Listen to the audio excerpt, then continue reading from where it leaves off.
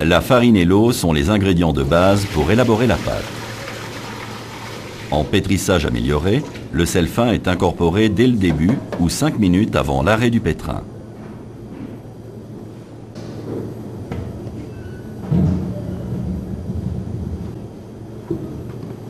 Le début du pétrissage s'effectue en première vitesse.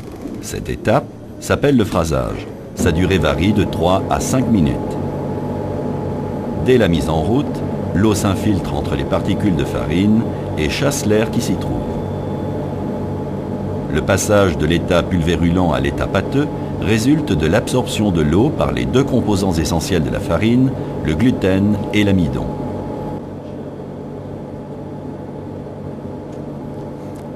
Avant la fin du phrasage, il est indispensable de vérifier la consistance de la pâte en cours de formation.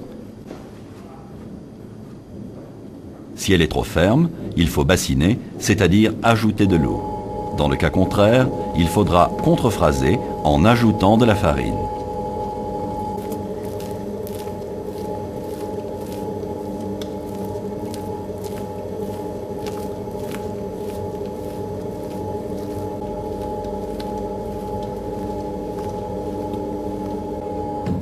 À présent, la consistance de la pâte est bâtarde. Il est temps d'incorporer la levure en l'émiettant et de terminer le phrasage.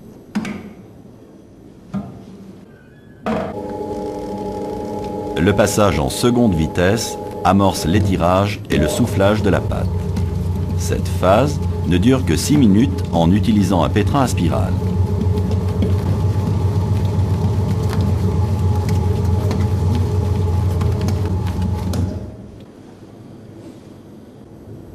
L'étirement de la pâte permet d'évaluer son élasticité et valide la fin du pétrissage.